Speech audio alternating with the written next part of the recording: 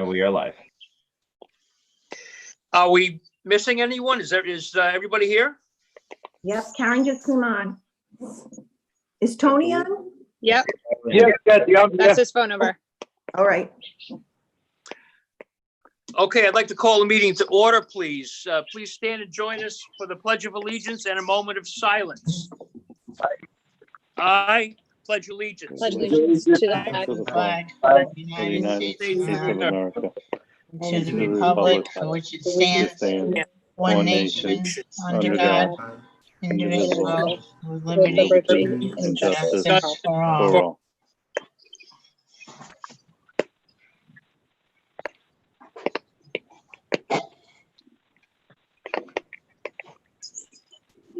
Thank you very much. Well, the one item that we have on the agenda is the discussion of the contract for the bus transportation superintendent. Would you like to say a few words about this? I'm going to turn it right over to Craig Enos. Craig? Thank you. Good evening or good afternoon. Regarding the Ocean State Transit contract, there are a couple of sections that I'd like to review with you. First, on page 1, section 1, term of engagement.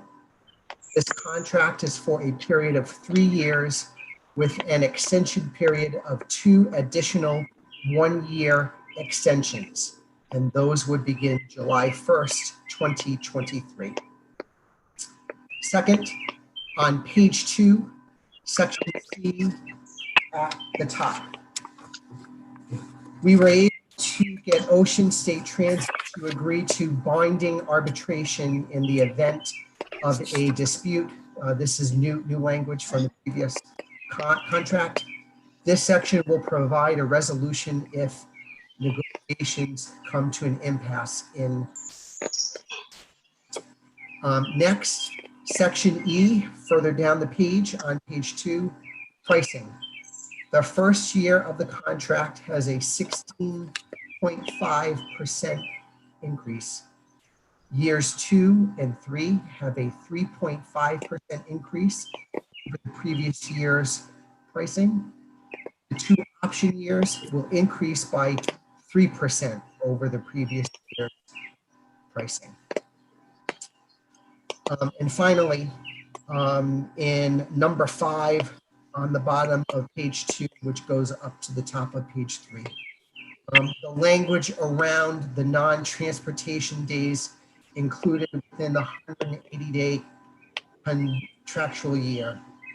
The distance learning days already built into next year's calendar, snow days, the times of a pandemic or an epidemic like we are in now. This section does allow for negotiation of rates so that the 90% is not automatically applied. So we're not tied into the 90%. We can negotiate that rate. And those are the highlights for the important sections. Are there questions that I can answer? Craig, can you quantify what the numbers would be on this? I sure can. So in the first year, for the regular busing, late busing, McKinney-Vento, SF transportation, and the bus aids, this is an increase of $615,000. Say that again, I'm sorry. $615,543. So what does that bring the total to? So, sorry, Charlie. So let me just some of those. Add that, if that's the increase, what is the total? Yep, hang on 1 second. So, and this number does not include the sports transportation. Craig. That's going to vary. Yes. Craig, well, just as you're adding those up, I wanted to mention that not the contract, but the RFP states that we do not have to use them for busing though, however. I just want to be clear. Sports, after school activities, field trips, all that stuff. Correct. So if we had smaller groups of kids, we wouldn't have to use their buses. We could find a smaller way, a van, purchase a van of some sort. Exactly. Okay. So, Chairman Jonas, so that total is $3,859,886.15 for next year.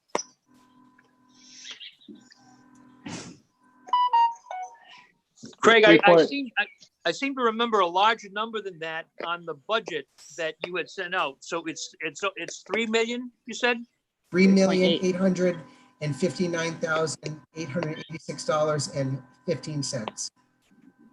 Now this is just for the regular to and from school pieces that we have. The budget number also includes field trips, anything for the bands, and again, for the athletics. So that number is included as part of the big pot, but this number that I'm talking about is just for the regular education transportation. But typically we run between $4 and $5 million for busing, do we not? Correct, and that also depends, again, it depends upon the number of field trips that that the schools have going on, and it also dependent upon the number of athletic games that are going on. And also increases to special education runs that we don't know about. So you said that 3.8, Craig, that 3.8 is inclusive of that $615,000 increase, right? correct. So- That is the total. That's all of Right. the services. So it's fair to say then, to Charlie's point,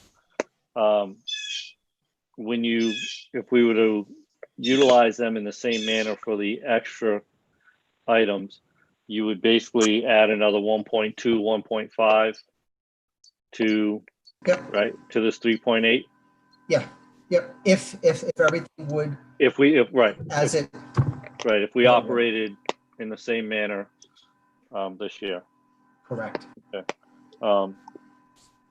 Craig, So- does this amount of money include the $19.67 per aid that we have to pay for? Yes, and actually that's going up to $25.25 per hour for the aides.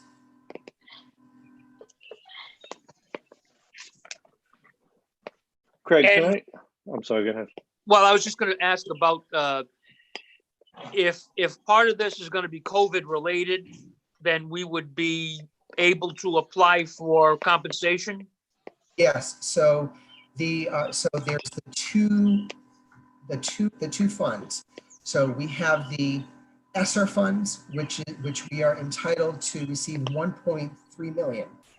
Because we have already received our June state aid, many of the districts, many of them, actually all of them except for us, did not receive their final June aid payment. So that money is going to be a wash for us. That money is going to be taken out, but we're going to apply for that money, and the city is going to get those funds back. The next pot of money, the CARES Act funding, which is about 1.6, this is an area we can absolutely access the funding to help offset the increase in transportation. Craig, that 1.6 million though for East Providence, is that is for the entire city of East Providence, or that's for the East Providence School Department? That's for the school department. Okay. So we will be applying for a grant that Dr. Bowler and the rest of the team are going to help write. And that will be running just like a grant. So we will apply, we will expend the funds, and then Mike will do the quarterly for the reimbursement for those services. So we apply for that, Craig, but we're not approved for 1.6 yet, are we? No, we have to apply, but that's the number that we're going to be aiming for.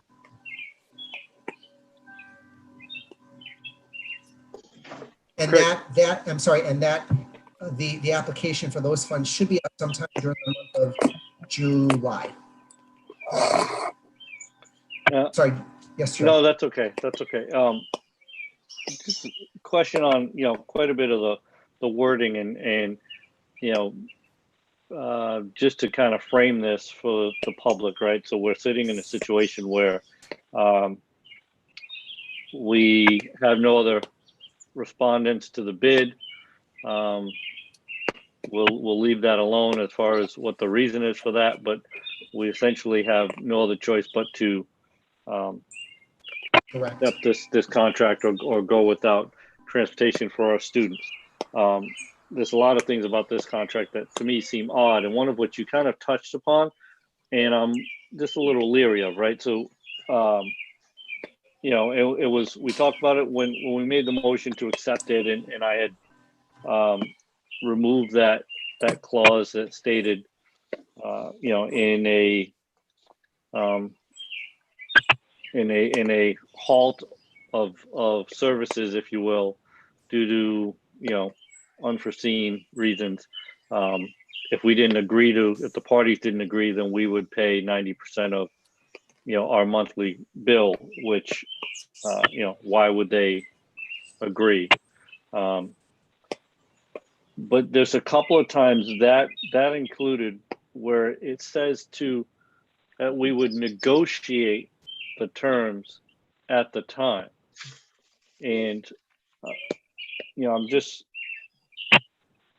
what's the overall sense? I've never seen anything, a contract that leaves both parties in a position where they agree to negotiate something further down the road when and if it happens, unless there's some kind of, if there's something that's not quantifiable as a factor. But, I would think that, am I out of line to say that a fair contract from this bus company would have had more quantifiable or, structured calculations? I think we lost him. So I can say, can you see me? Yeah. Okay, all right, sorry. So when I looked at the last contract, this clause is primarily the same from the last contract, with the exception of that 90%. That portion was not in there. Right. So the last contract basically said that the parties would agree to it. Negotiate, correct. Right. Whereas this one says that if we don't negotiate it, then they can just say, hey, we don't agree, just pay 90% of the bill. And, Yep. Go back to the statement you made, though, about like a snow day. So this applies to something like a snow day as well? No, so hang on. Let me get to my words. Yep, so I said, so the language around the non-transportation days included within the 180-day contractual year, right? So those non-transportation days are already the days that have been built in for professional development days. That's what I meant to say. So there are already days that are already outlined within the school calendar that we will not be responsible for. But I guess, so if there is a snow day, right? Yeah. And and I'm not saying we are, so please, let's not, hopefully people don't hit their keyboards and start typing things as law. But if we do a virtual day on a snow day, which means it's a day that we're not going to make up, are we obligated then to pay the bus company for that day? Because they're not going to get that revenue at the end of the year, or are you saying that this contract is guaranteeing them 180 days of payment regardless? So this contract is guaranteeing them exactly the 180 days. Yep. Right. Okay. All right. I understood that. Right. Yep. And Joel, just as a correction, that there will be no snow days, right? That we are going to go virtual on snow days. Okay. So we're not going to be canceling school longer. Yeah. Well, I know that they had said that, Kathy, but every time you turn around, they say something different. So I didn't want to carve anything in stone. I hear you. So. Okay. And it does not. Go ahead. No, I just wanted, Craig, that it doesn't really quantify buses, does it? No, In other no, words, with the COVID, our needs for numbers of buses will change, correct?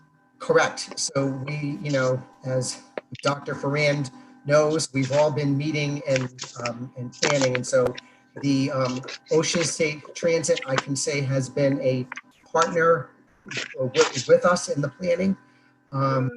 They are right there with us. And so that we have been discussing what those options would look like for various options if we had a split day, full day, early release. Yeah, we're really throwing every idea that we have there. And this contract will cover whatever idea we come up with. Is that correct? Correct. So if we need to add more buses, we can certainly do that. So we're gonna pay more. Correct. Yeah, Correct, so, but it so also- Charlie, Correct. And those, I'm sorry, but anything related to the COVID planning would come out of that 1.6 million. So we can use the funds. And once again, I'm not saying this, nor do I want this, but it also allows us to decrease services. Correct. Yep. And that means, and then it, because we didn't discuss that, that is in the contract. It says we can decrease services if we choose to, and then we would negotiate. right. Right. Correct. Correct. And Because that's, some districts are decreasing their services quite a lot. right, no, and that's why I was kind of getting to, Jeff, I'm glad you brought that up, is, it's that negotiation piece, right? Which I anticipate will, if we would ever go that route, that'll be an interesting conversation because there's no structure, there's no framework within this contract to use as any kind of guide. So, I'm not familiar with too many, as much of a partner. I think locally they've been a partner from a corporate structure, not so much, so yeah, it is what it is. But again, I mean, the contract itself is, it's a short document. Craig, I want to thank you for bouncing this back and forth. I know we had one version and then we had to wait for another version. We got this one yesterday. Yep. 7 a.m. The superintendent and I were on the same wavelength for yesterday morning. Yeah. So. Yeah. I mean, it is what it is. Can I ask that again? Did every member of the committee receive this contract yesterday at 4:30? I don't did. know what- Before that. I do not know what time I received it, but I received it yesterday. However, I have the RFP, which is 100, 200, a total of almost 300 and something pages that I have read. I don't know But if I'm anyone asking- else has read it. But I'm asking it for a reason. Every member of this sorry, committee Sorry. did receive a copy of this contract electronically to preview before this vote tonight. Yes, at 4:48 p.m.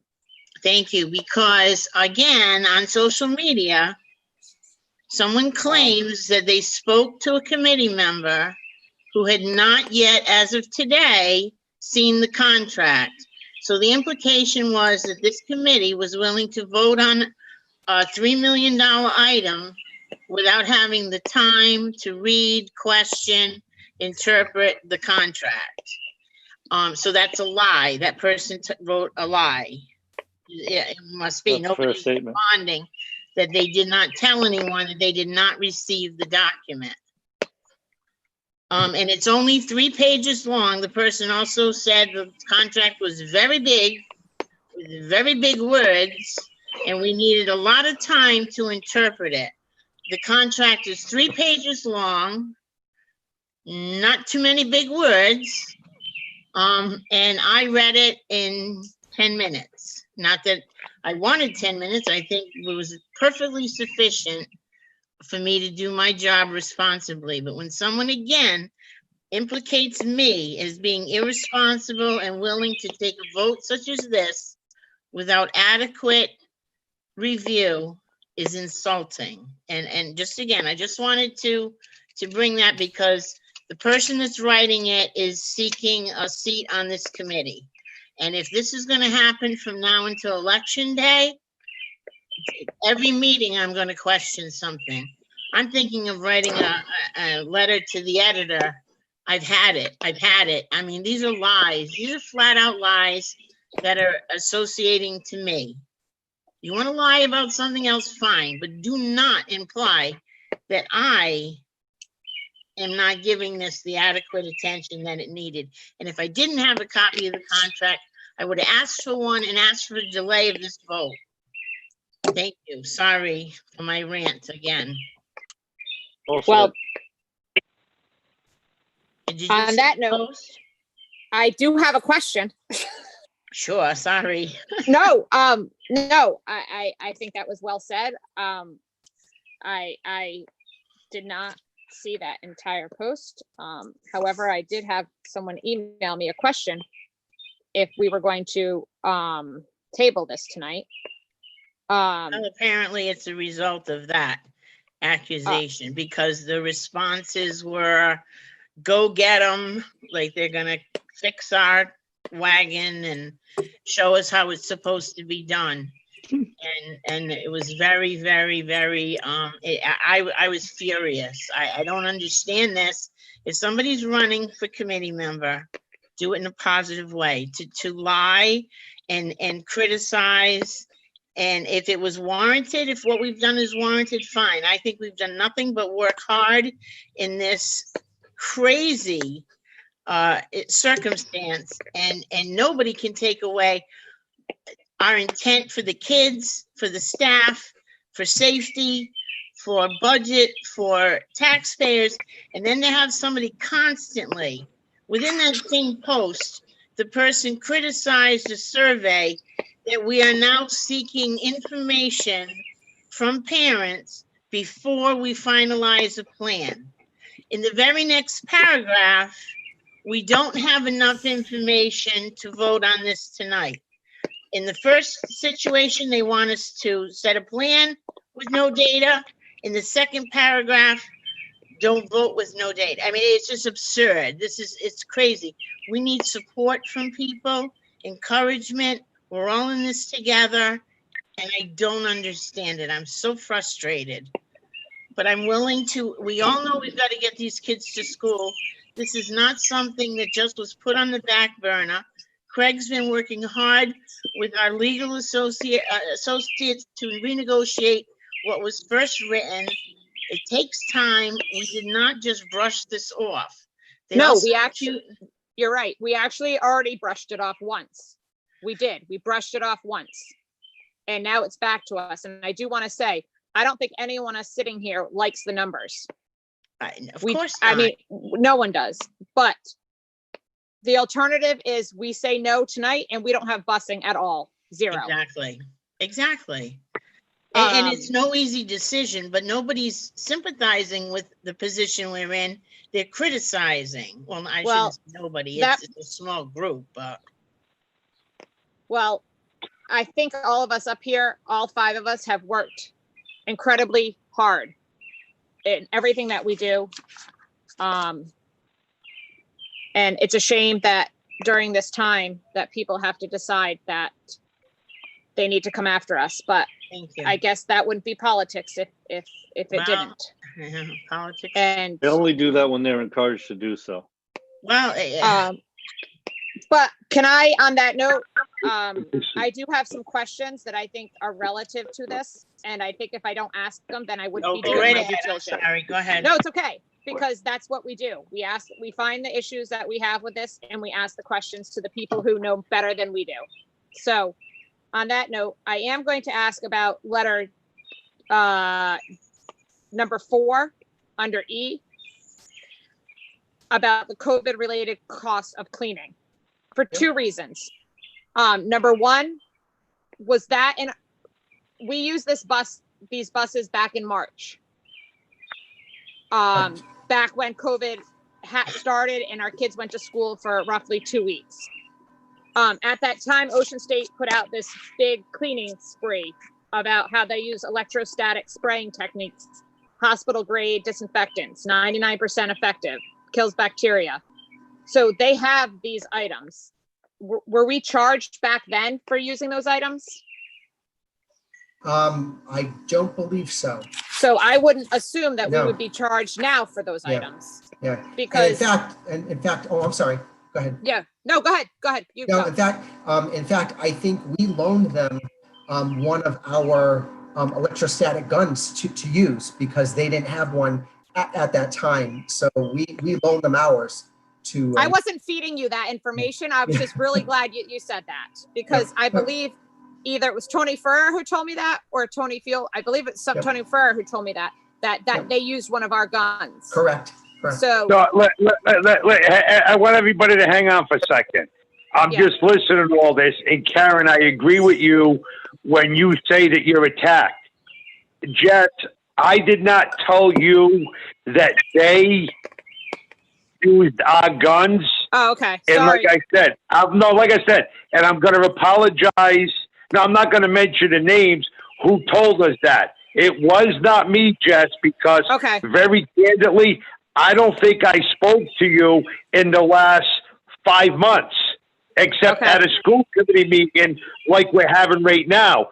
So if I didn't tell you at a meeting like we got now that we sent 1, 2, or 3 of our guns to that bus company, then I haven't even talked to you or text message you in over 5 months yet. So you have to be mistaken. It definitely was Okay. not me. And usually I don't defend myself, but when it's on a public situation like this, and trust me, I got big shoulders. I don't need to defend myself, but I can't just keep having my name tossed out there. If I told you, Jess, I would be the first guy to tell you and what day we gave it to him, because that, to me, that was just a positive that we helped out. 'Cause at the end of the day, it was all about our kids' safety, but it was not me that mentioned that to you.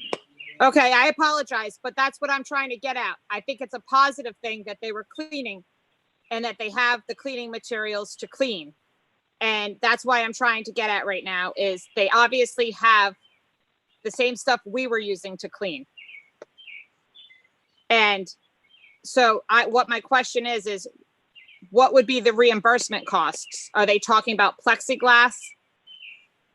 Yeah. Correct. So I think if there's anything that's going extra and above and beyond that we need to do, and you're right, I was just about to say an example that came up during our meeting was putting up a plexiglass barrier in between the bus driver. Okay. So that would be covered, that we would have to pay for. Right. So that would be something that that would fall And then, into okay. that category. Now, Ben.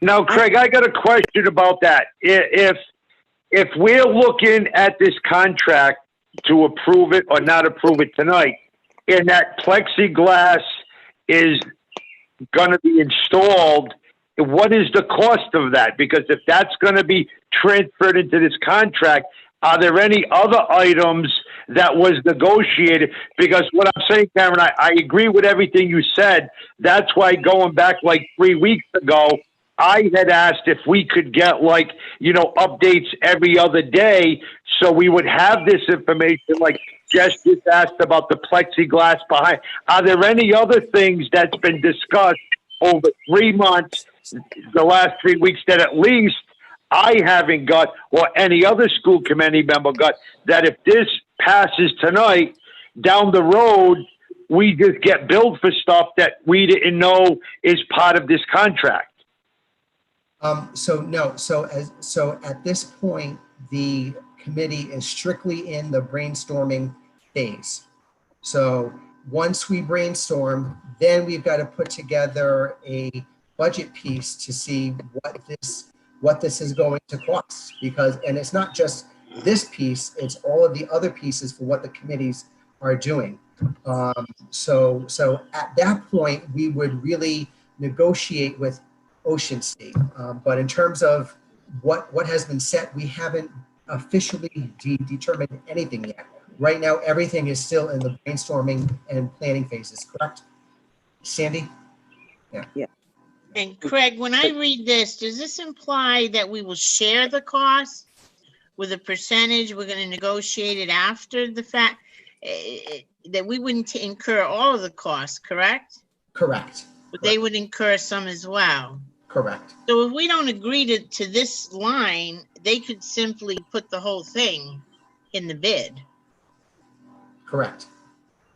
So Craig also, so this is, these COVID related costs are reimbursements, which to me states that there'll be a submittal of an expense claim Invoice. with a justification that could be vetted out. Again, I mean, we would look at, okay, how does this cleaning compared to the standard required cleaning for a school bus carrying children, right? So that we're separating those, we're not getting a cleaning bill in its entirety, but that there's a separation, one based on specifically COVID related as opposed to, your expected regular cleaning, and then also prorated depending on usage compared to other organizations that may use that bus as well, correct? Yep, correct. Diana reviews every single invoice with a fine tooth comb every single month. And then I get to review it too. So let me just say something regarding the bus situation. The transportation issue across the state of Rhode Island is an issue for every single school district. And the CDC and Rhode Island Department of Ed and the Department of Health have sent out some mandates as to the busing situation. All right, we mentioned this at our last meeting about kids every other seat. I believe Diane talked to you about that. Families could be on one seat, the whole situation. In the planning that we are doing, as is every other district doing, as Craig said, that subcommittee, which is Transportation and Business Operations, which is chaired by Diana, is brainstorming all sorts of ideas for the transportation. And RIDE and the Department of Health that's really leading this is saying to be flexible, because what exists today, 2 weeks from now, might change. So they're talking about plexiglass between all of the seats so that maybe the students wouldn't have to wear masks. They're talking now about perhaps every seat, but sitting them diagonally might be appropriate.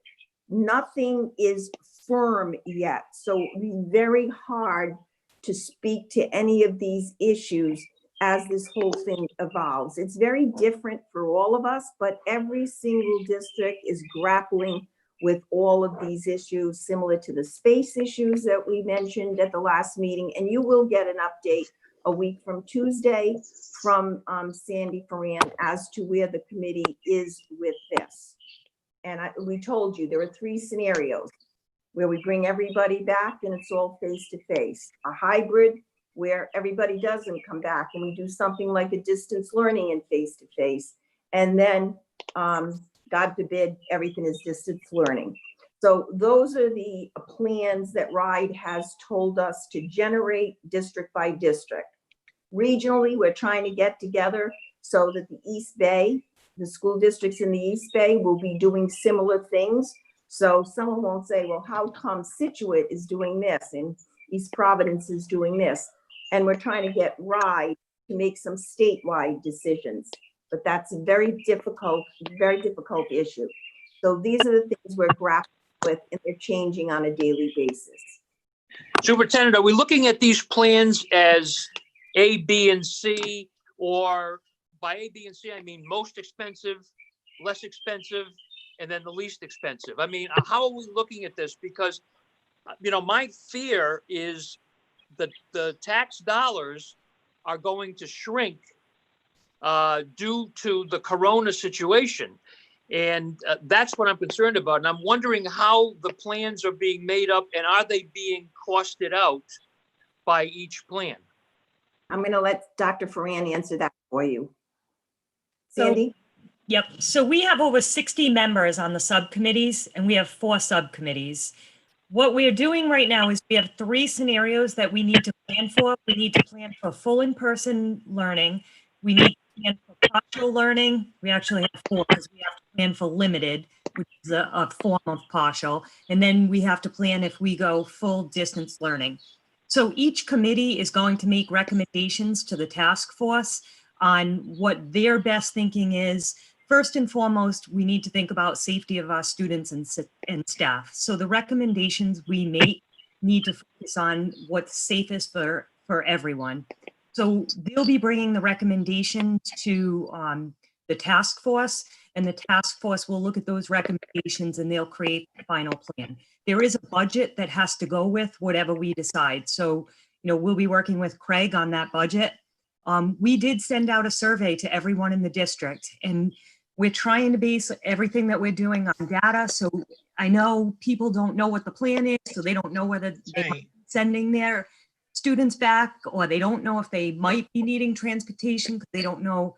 But, we're trying to get the best information we can right now with that survey to see what parents are thinking about. If they could transport a student, then that would require us, to transport less. If we move the mileage out, what some options would be. So, we're trying to collect a lot of data. We have a lot of people on those subcommittees that are working around the clock. I mean, they're working hours at a time almost every day trying to make these plans. It's a constant moving target, I will say. And so there will be a cost analysis that goes along with whatever the final plans are that we put in place. And that needs to be submitted to RIDE with the plan. Thank you. That's what I'm looking for, because we have to be at least sensitive to that to know what Right. that's going to be. Absolutely. And the other thing that we have to know, so if we were to bus everyone right now, we would need to triple our fleet of buses. And that's not possible because they're just not out there. The drivers are not out there. The buses are not out there. So, we're still hoping that some of the guidance may change. We've been watching Connecticut and Massachusetts, and their guidance does look different about transportation. But right now, we have to live within the framework that we've been given. Dr. Fran, I think that's key to understand that you guys are you're instructed on which way to go. Like you said, when you talk about the guidelines in that framework. So, your creativity towards addressing this issue can only go as far as the guidelines allow, right? And with the guidelines changing, and that's where, and there's understandably frustration across the city and across the state, in the country, I'm sure. But, with RIDE, it's frustrating for me. Sometimes I find myself saying, please just say nothing until next week, maybe, because, when we keep giving, adjustments, and I know that, like you said, we've got, here in East Providence, 60 people that are responding to every adjustment that's made. And it, I can only imagine the frustration. You start to lay something out and then the guidelines change and you go, okay, scrap that, let's start over. So, I think going out with the survey, whatever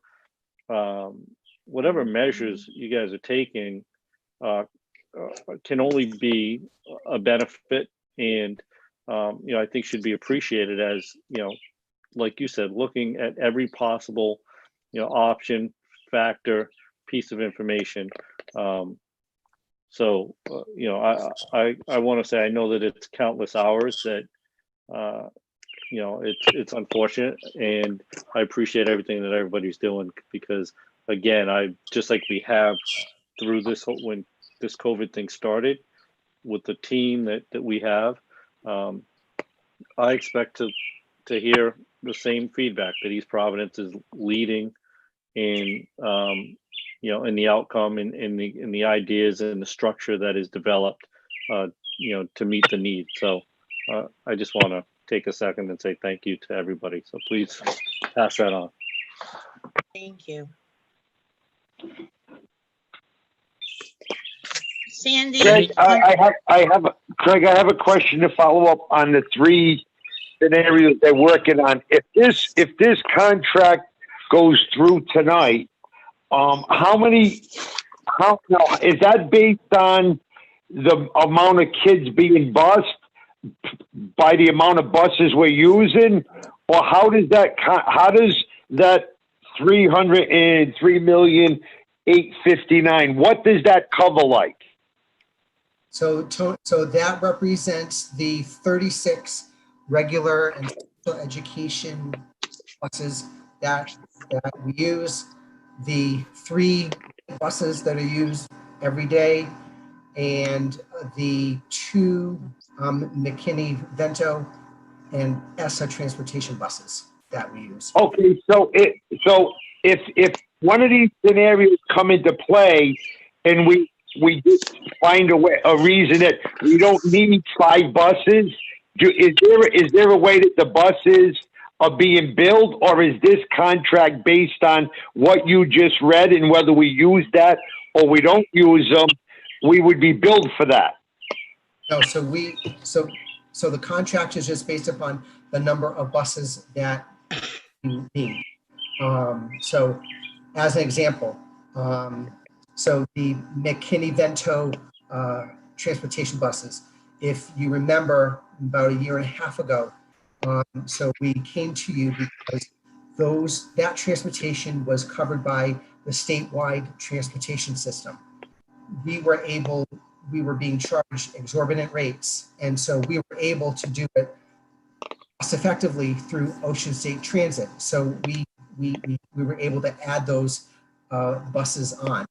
If we find a more cost-effective solution, we're going to reduce those. We're going to get those out. So we can increase, we can decrease as we need. Yeah, so Mr. Ferrera, the likelihood of us needing less buses is highly unlikely in any of the scenarios, really, because of the limited number of students that we could put on the bus. We're right now looking at the possibility of increasing runs by maybe staggering, or we're not exactly sure yet. These are all options we're exploring, or we would have to increase the size of the fleet. So, you know, the likelihood of us reducing the buses is not likely with the numbers as they stand right now.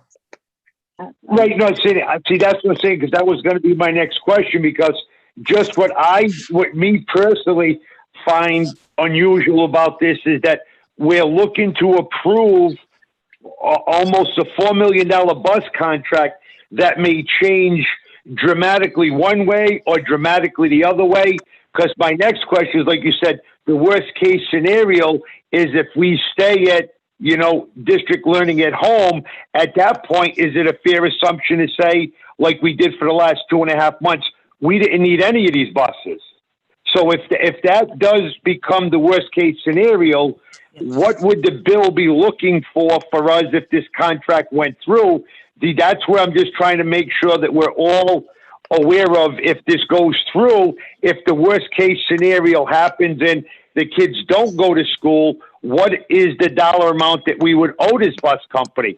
Because we already know that there's a situation where we're going back and forth, I still believe, about, say, the 2.5 months previously. So if this is something that turns out to be the worst case scenario, Craig, has that been discussed with the bus company, or what would the number be? If this gets approved tonight, it's a legal and binding contract for, say, 3 years. If these buses aren't needed into worst case scenario, a spike hits here like in the rest of the country, we don't reopen it to, say, in January, we would be looking at a large sum of money for 3 months for these buses to stay parked. Would that be a true statement? So, yeah, so we would have to negotiate with Ocean State at that time. So, again, that's going up to that 90%. Right, Tony, that's the clause that when we accepted the bid, basically because the option, and we keep saying if it passes, if it doesn't pass, then no child in East Providence will have a bus when school opens.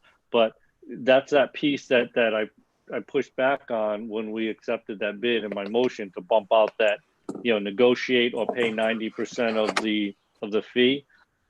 That's in there. And then the other thing, and Craig, correct me if I'm wrong, the other question that Tony's asking is addressed in E item 3, which basically says that you're per bus per day. There is a structure to it that's based on the hours and the mileage of that route. So, you know, if we were to add or subtract a bus, there is kind of a multiplying factor applied to any new routes or any removal of routes, you know, in that. So to Sandy's point, if Sandy's saying, you know, the chance of us reducing is, you know, slim to none, but we may need to add, well, you would basically take a calculation of your existing routes, and depending on what we need to add, you've got your hourly and your mileage rates Right. to factor in and create a cost for that additional bus. Right, no, Joe, see, that's what I'm saying. See, I agree with that. But like how I'm looking at this, like, is in anything, are we looking at, right, in the worst case scenario is that these kids don't have a bus per se, but are we looking at a case where this district is only prepared to go so far dollar-wise into we got to regroup totally? Because, right, Joe, if we got to add on 8 more buses, there's a cost to that. If we got to plexiglass the driver behind the driver, there's a cost to that. If we got to plexiglass every seat, there's a cost to that. My only problem is once we lock into this contract, regardless of what all these costs keep coming at us, they could be 3 months from now, they could be 2 weeks from now, depending on different scenarios. It's basically unknown to us what the transportation cost for the East Providence school kids would be. And that's how I'm looking at this whole scenario. You're right, Tony, and I think at the end of the day, when this all settles out, if there are some, if the budget becomes an issue, then it definitely will be one of those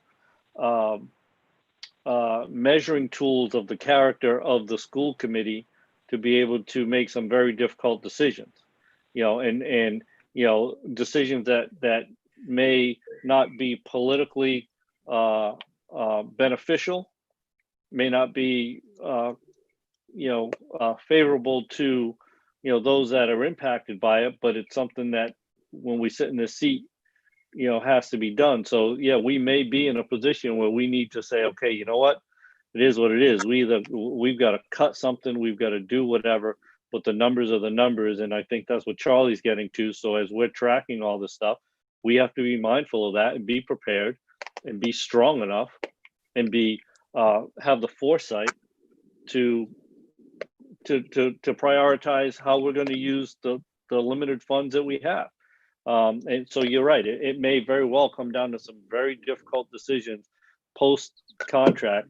And just to kind of back up and reiterate, here we are today. We have one option. It's not a matter of reviewing bids against bids. And this is statewide. I think it's unfortunate. It's I'll say in my own opinion, so that I don't put the school district, in any harm, but my own personal opinion is, this statewide has been unethical by the bus companies to put districts in a position where they have no competition, and our backs against the wall. We didn't create that situation. The RFPs went out in a timely manner, the way that they were supposed to. There was an expectation that we would have, I believe, 3 respondents to those RFPs, and lo and behold, possibly every district in the state, if not just about every district in the state, ended up with only the incumbent responding, where districts need to have a contract in place come July 1. We pushed back as much as we could. We pushed back to change the terms, but when your respondent, when your contractor has no competition, really the only thing that's keeping this in check, and I don't even believe it is in check, but I mean, it's dancing along the lines of some inappropriate business practice, in my opinion, and I'll add that. So for people out there, and to hit on what Karen said, to insinuate that anything less than full attention and effort is being made, is someone that's speaking about things that they don't know about, and they're speaking with ill intent to basically disrupt and mislead. And they should really get all the facts and put things together. This group here, this is not the first time we've seen this. We are here on June 30th because we didn't kick this down the road out of neglect or negligence. We kicked it back to the lawyers to try to work this out to be less of a burden to the district. And this is where we are today. So as a result, we will either walk away with the contract or we will walk away with no buses. And if we walk away with the contract, we will very likely have to make some very difficult budgetary decisions. And I'm talking about the operational budget long term. So, and we've got to be Right, up no, to the Joe, task. and that's what I'm saying. I agree with that, but what I'm saying is, and see where I agree with that is how I just look at things and how I operate. It's a little bit different because, like I said, right now we would be going to say this elected body would be approving this contract as the scenario now.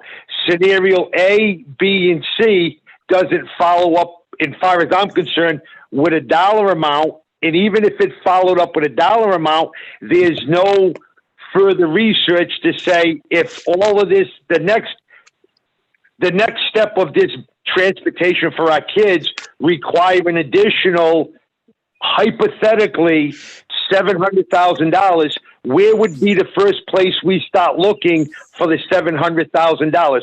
Or even if it's $300,000, where's the next avenue to go, Joe? See, I agree with everything that you said, that, this was tossed to us. I fully agree with it when it got tossed to us almost 3 weeks ago. That's why I had kind of said, could we get updates, every couple of days where we're at, if there's sticking points, so we can at least kind of gauge, because here's some of the questions that I think is very pertinent, is to say, in other words, now that we didn't hear about, we may have to do, which we may not have to, they should all be following this contract. As far as I could see, and only my opinion, these scenarios should be coming with a dollar amount attached to them. And then as the dollar amount is attached to the follow-up contract, what would be the window of adjusting our budget to pay for that follow-up money? That's the sticking points that I have. And I think we all operate in our personal and business a little bit different. I look at this exactly. We're looking at a budget at roughly 3.8 million. Okay, we got step A, B, or C may come our way. That we don't know what the dollar amount of that is yet. If we have to take A, B, or C, no matter which one we take, where is the first lines that we will look at cutting to supply A, B, or C, so these kids see? That's where I'm saying I just get a little uncomfortable following this, because once we approve the 3.8 million, in my world, that opens a door to say we have to follow through with anything else. Because, Craig, if I state this right, if this passes, no matter what the upcoming costs are, even though they'll be negotiated and split, whatever, we would still be obligated to pay this no matter what happens, correct? Correct. But the extra 600, the 3.8 million is already in this year's budget, okay? It was about 5, as Charlie mentioned, with everything else. To increase it by 615, 543, we're going to use COVID money, Tony, and Craig Enos mentioned that. We will be using our COVID money for that, and that's one of the amendments to the COVID money is used for transportation. So. Oh, all right. So in other words, yeah. right. We're going to be able to use part of the 1.3 million for COVID. The 1.6, Tony, not the 1.3, the 1.6. Okay, the 1.6. So we're going to be able to use the 615 would be covered from that, and anything else that we incur would be covered from that 1.6. Yes, and yes. And Okay, yeah, yeah. and there could be, but I don't know Yeah, that let's it's not talk about happened. could be. Additional money. Yeah, Yeah. yeah. Yeah, Okay. let's not write that check. So, just saying, could be. Can So, I and- ask, sorry, No, go ahead, Karen. No, please go. No. Craig, the 3.8, is for the fleet of 36 buses that we used in previous years, correct? Correct. And if we, whatever plan we decide on that Sandy puts forward, if it requires 10 additional buses, It's you could $428 a day plus. There you so go. you just figured that out? No, So it's in the RFP that we got. So so we could actually calculate what 2 additional buses would cost, 3 additional, 4 additional. And at Depends that on what kind of point, bus. but at that point is where Joel said, okay, as a committee, we then say, okay, we can afford 4 additional buses. Sandy might say the plan requires 8. We have to either extend the walking distance, fewer kids are eligible, or we have to make cuts somewhere else. It has to be moving. This whole thing has to be fluid, but we still have control. We're only contracting for the 3.8. And as Sandy said, it is highly unlikely that we would need fewer than 36. So we're not going to spend money wastefully unless they close schools. But if we in fact open schools, I look at it as the 3.8 will cover the 36 buses, and that's what we're contracting for. If we require 5 more, that's something we decide or prioritize or move money from somewhere. But we always have control of that. Once we vote on this, like nobody can put us over the barrel after this. We know for 30, whatever it is, 36 buses and 4 more others, it's 3.8 million. It's actually the 38 buses. Oh, all right. So, but it's 3.8 million. And if we increase, we have to either find that money or move it from somewhere else, or like Kathy said, use the COVID relief money. But we have control at that Right. point. If we vote yes tonight, it's not like we're opening the doors to the checkbook and saying, yeah, come get us. Correct? Are we're just obligated for that 3.8 million. Correct. And I just want to add that our committee is definitely looking at using the buses that we have and not increasing buses. Yeah. That's the goal, to use what we are already, responsible for, what we already have. They are looking at all options to do that. So, Great. I don't, just the availability of drivers and additional buses is an issue. Yeah. Wanted 10 more. I'm not, Yeah.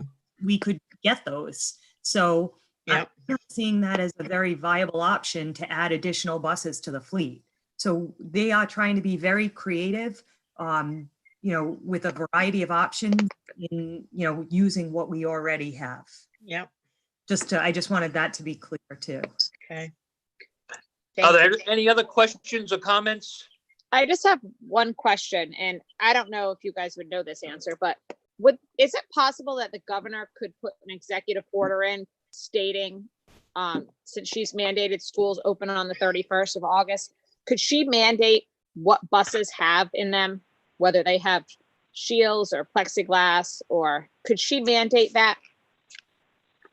She will tell you that the Department of Health is the ones that would do that. They're giving the information to RIDE and to the governor's office, DOH. So she couldn't make an executive order of anything. If the Department of Health advises her that way, she would.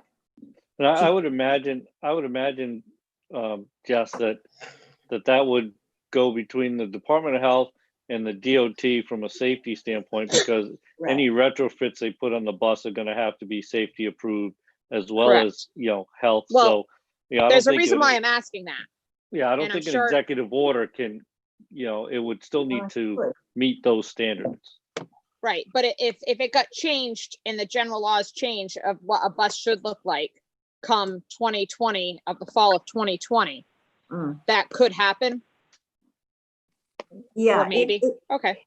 it could, it Okay. could. But Just yes, wanted it would to have to go along, Joel's right, with the safety measures Yep. as well. Yep. Yeah. Any other questions? And just, and I think we hit on this. I'm sorry, not to drag this out, but only because it keeps coming up. If I'm reading right, that 3.8 million, yes, that's for those 38 buses.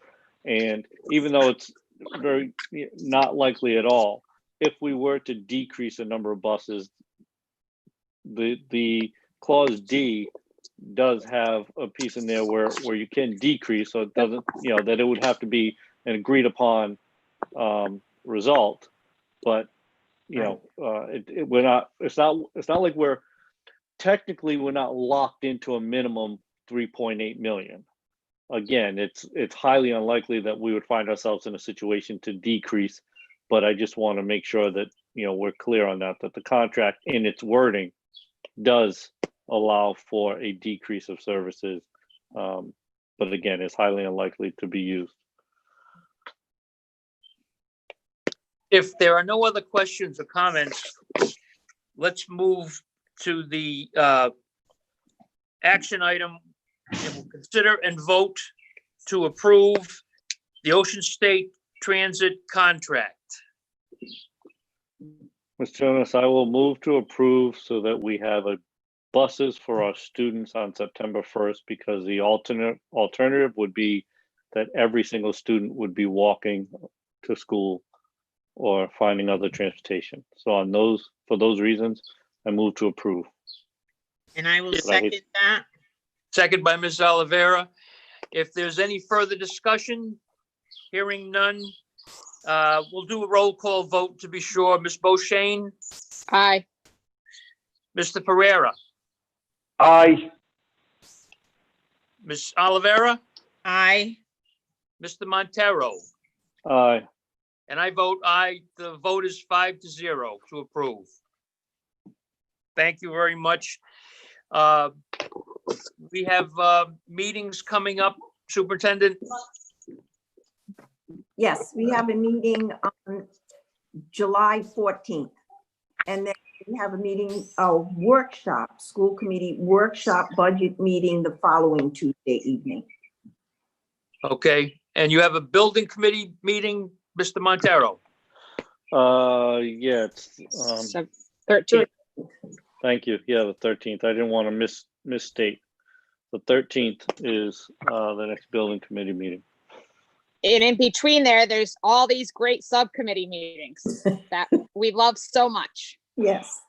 which I know you're not on social media, most of you, but thank you for everything you're done. Sandy, thank you for taking the lead on this. Like, I know you're not sleeping because I'm not sleeping and I don't know it all. So thank you very, very much for what you're doing.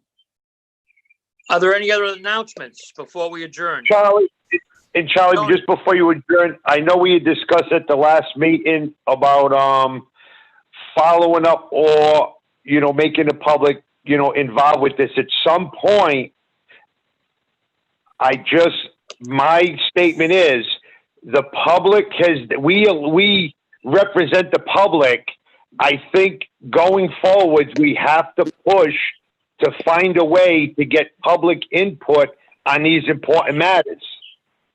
Whether we let them call in, however, because I'm being told there are so many districts that are allowing people to call in. I understand that, we may not want to go into a part, but we are put here by the public to represent the public, and that means they should have the right to comment on these important issues going forward.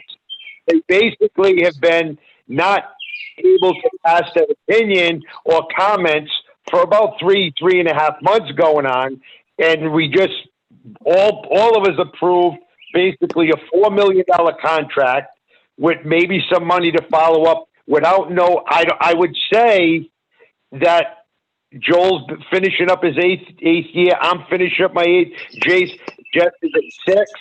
Charlie, I think you got a suitcase full. Karen, you're finishing up your set. But I think this would be the first time that we pass such a large dollar amount without having any input from the public. That's only my opinion. As far as I'm concerned, I did not hear, in other words, at this meeting form where we all heard the same thing from regardless of what individual it is.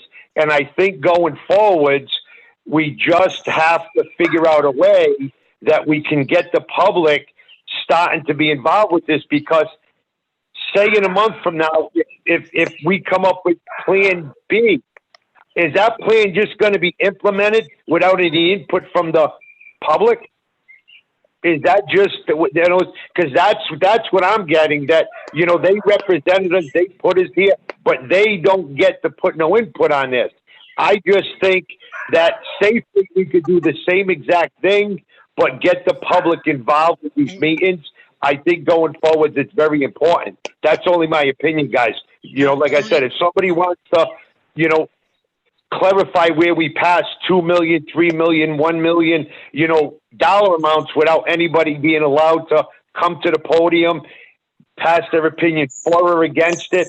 I'm just saying, in my recent 8 years, I can't picture where that happened on such a large dollar amount. Tony, I agree with you 100%. I think that people should be allowed to comment here so that one of us can address it or answer it rather than being questioned on social media. I agree 100%. To have somebody ask me a question publicly on here where I can respond is something that would make my life a heck of a lot less aggravating. Yes.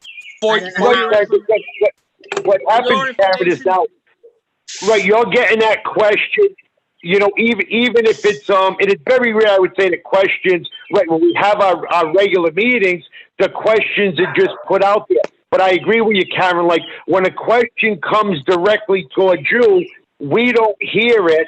We don't hear your response. But at that point, it's so easy to twist the response. Right. And that's why I think we all could stay where we're at, but somehow open it. So if somebody does have a question, they can respectfully put it towards the school committee, independent who wants to respond to it, like we've done for the 8 years that me and Joel's been there, Charlie, Jess, and yourself, Karen. And I think if we continue to keep the public locked out of here, the frustration levels are only going to start to increase, because when it's out there that we just approved, a $4 million bus contract with not one public input to it, I just think, Karen, to take all of that off the table, that would be a very good starting point if we can find a way. Maybe have Ben research that for a week, or he probably already knows. He's very advanced for that. And I'm sure, like Joel, you might be able to help. Like I said, I know you guys probably know how to do it. Like I said, I'm still on my phone because I can do okay with it. But if there's any way possible, guys, I think that would alleviate a lot of the frustration, if any of us are getting beat up on any type of social media, or even directly on a phone call.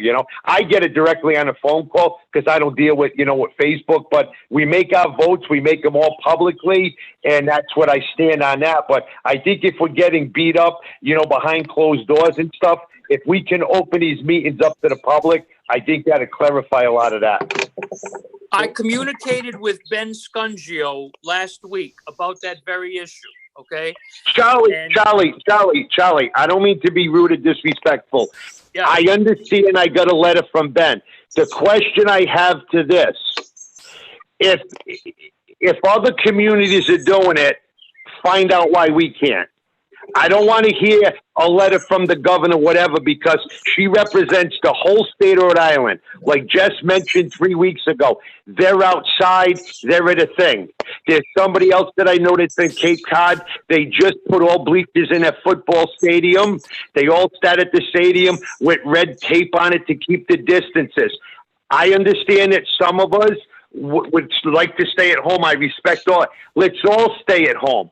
But I'm going to find it hard to believe And I don't care who tells me that because the statute 97-4-1, we got to follow this protocol. That protocol went out when this tragedy first happened. We made it through phase 1. Nothing changed on our end. We made it through phase 2. I don't think anything changed yet. She's at the point of maybe I didn't see the news yet. Phase 3 is opening, and we haven't made it known yet, getting the public involved with it. I don't care what Ben or anybody else says.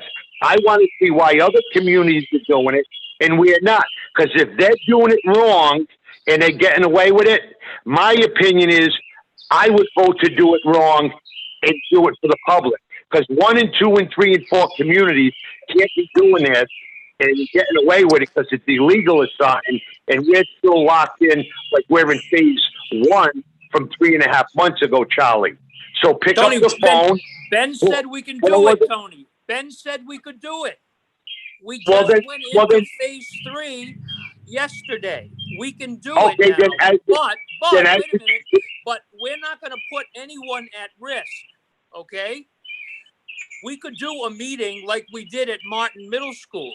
But if one of us did not want to attend, or if one of the staff did not want to attend, they wouldn't have to be there.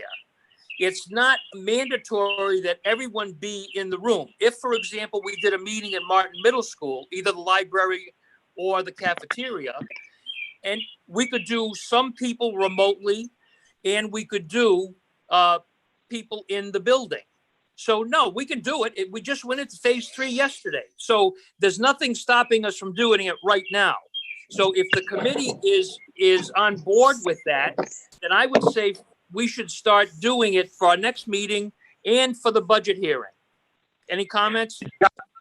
Charlie, my only comment to that is 100% in anybody, and please, when I say this, and you know, I say it the way it is, and I'm going to say the main protocol with CDC and stuff is the age limit and health issues. So please, at the end of the day, we stated earlier, politics are politics, BS is BS.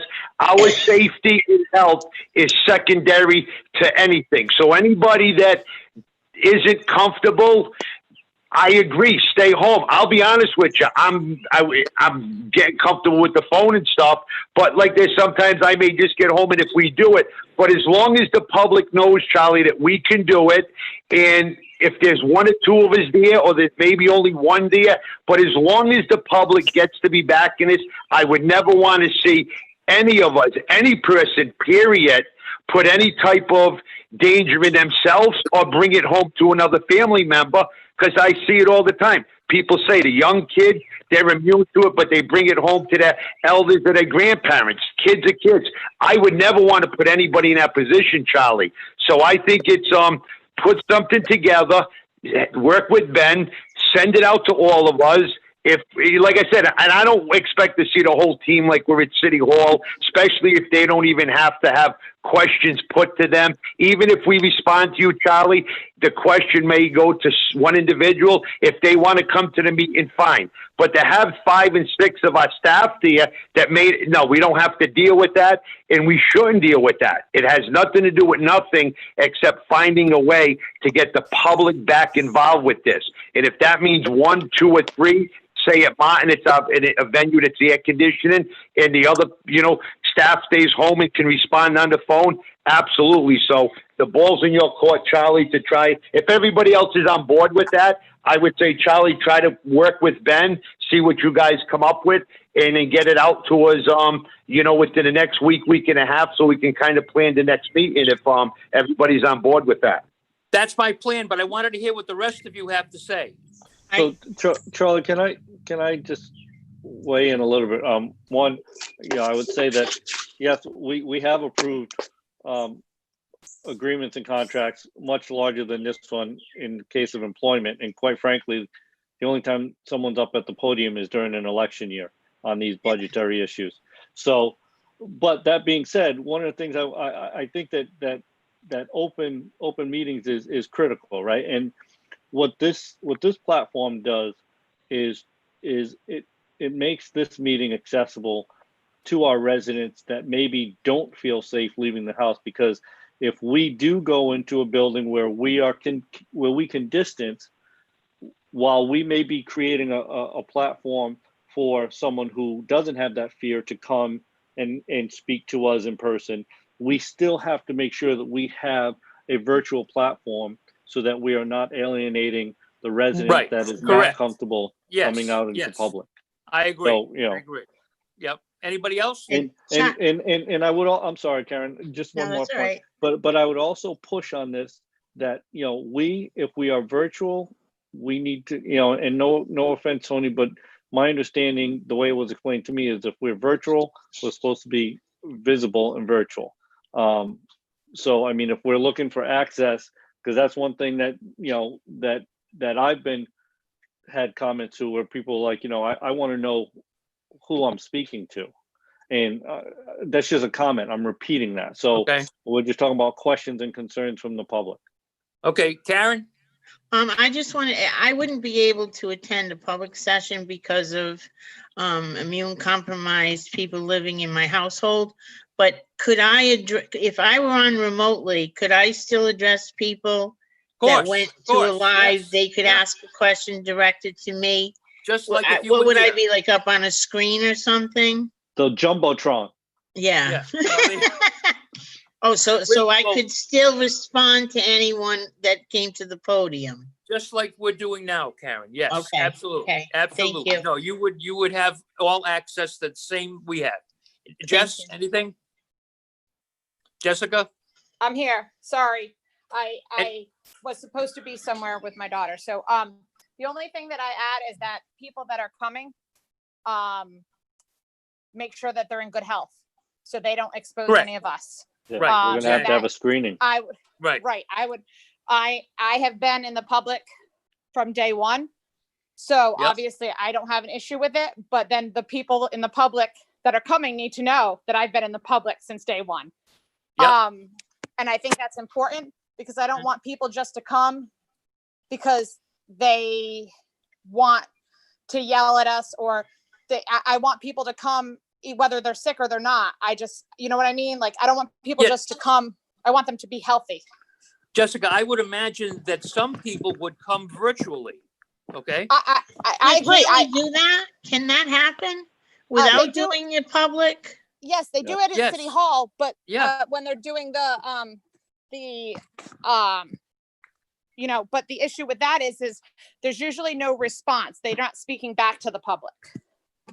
Well, public comment doesn't require a response. Correct. No, I know, but yeah. So that's But I kind of what mean, I was just yeah. trying to say. Yeah.